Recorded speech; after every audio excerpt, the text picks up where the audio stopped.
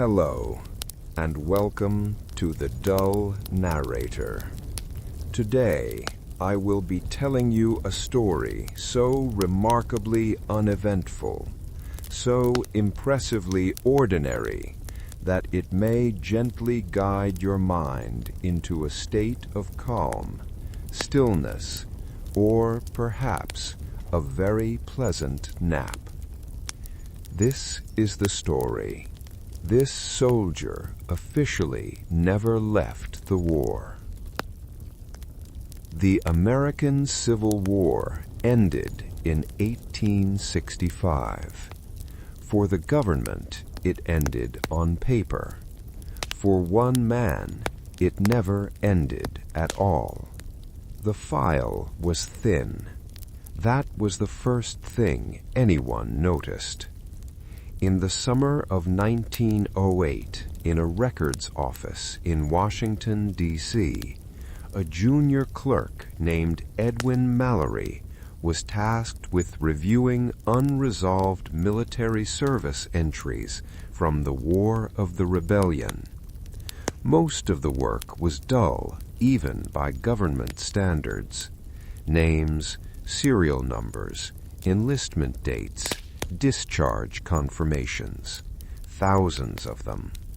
The war had ended more than 40 years earlier, and the nation had long since moved on to factories, railroads, and new wars with new paperwork. The unresolved files were usually simple errors: a torn muster roll, a misspelled surname, a discharge recorded in pencil instead of ink. Mallory had already resolved 12 that morning before he reached the one that stopped him. It contained a single enlistment form. No discharge, no death notice, no desertion record, no pension application, just a name written in careful 19th century script. Private Thomas L. Wood Harron, Company B, 91st Pennsylvania Volunteer Infantry. Enlisted August 14th, 1862. Term 3 years. Mallory checked the margins. No annotations. No later stamps. No red ink corrections. According to the records of the United States Army, Private Thomas L. Wood Harron had enlisted for 3 years of service in 1862 and had never been released from duty, which meant that on paper, Thomas L. Wood Harron was still serving in the Union Army in 1908. Mallory assumed it was an oversight. They always were. Still, procedure required verification. He opened the regimental ledger for the 91st Pennsylvania. The regiment existed. Its movements were well documented. Antietam, Fredericksburg, Chancellorsville, Gettysburg, the Wilderness, Cold Harbor, Petersburg. Company B appeared on every roll, except Harron's name stopped appearing after April of 1864. Not crossed out, not marked KIA, not marked wounded, not marked captured. It simply stopped. Mallory frowned and pulled the casualty lists for the Overland campaign. Harron wasn't there. He checked hospital admission logs. Nothing. Prisoner exchange records. No match. Desertion notices. Absent. A soldier who had not died, not been discharged, not deserted, and not returned home. A soldier who officially never left the war. Thomas Harron was 27 years old when he enlisted. That alone made him older than most of the men standing in line at the Harrisburg recruiting office in August of 1862. The war had already been going on for more than a year, and the easy enthusiasm of 1861 had been replaced by casualty lists printed in small-town newspapers. Thomas did not enlist with cheers. He enlisted quietly. He was born in 1835 in a narrow river town outside Wilkes-Barre, Pennsylvania. His father had been a canal laborer. His mother died of fever when Thomas was 11. He learned early how to live within systems that did not notice him unless he failed to comply. By the time he was 20, he could read well enough to understand contracts and write clearly enough to sign his name without assistance. He worked as a clerk for a coal shipping firm, keeping ledgers that balanced only because he made them balance. When President Lincoln called for more men in the summer of 1862, Thomas did not rush to enlist. He waited. He read the notices. He watched other men leave town with bands playing and flags raised. He enlisted only after the draft law passed. His name was entered carefully.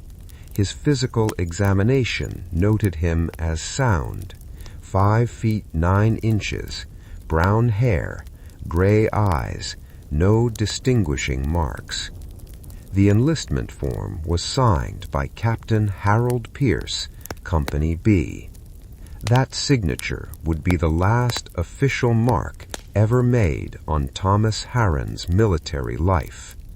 The 91st Pennsylvania reached the front lines in time to see the war at its most administrative.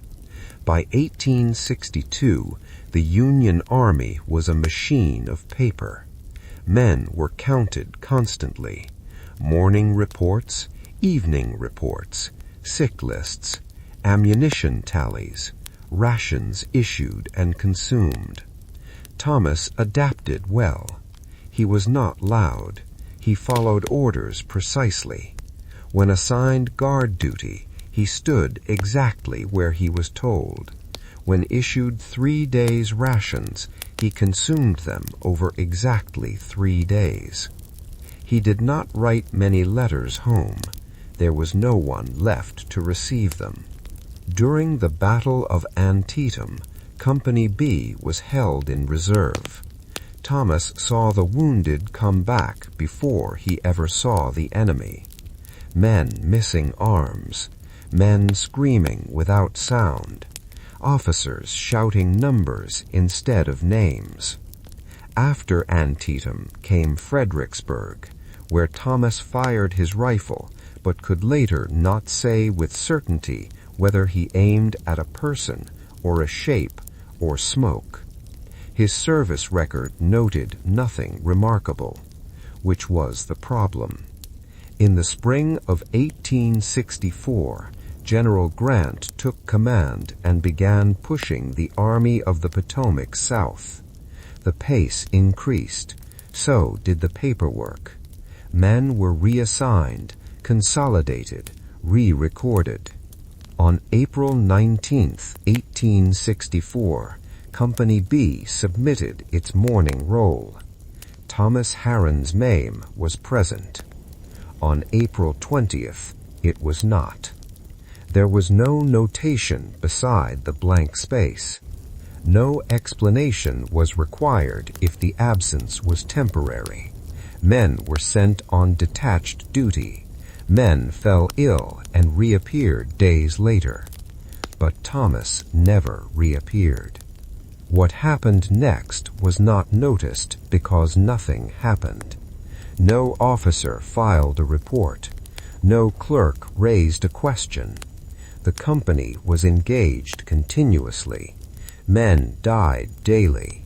A missing man was assumed to be somewhere else. When the war ended in 1865, Company B was mustered out. The discharge papers listed those present. Thomas Harron was not listed among the living, but he was not listed among the dead. His name was simply not there. In 1870, there was no Thomas Harron of the correct age in Pennsylvania. In 1880, the same. In 1900, a single entry appeared in Ohio. Thomas E. Harron, age 65, occupation laborer, status widowed. Mallory compared handwriting samples from the census signature to the enlistment form. They matched. Thomas Harron had not died in the war. He had not been discharged. He had simply continued living without ever officially leaving.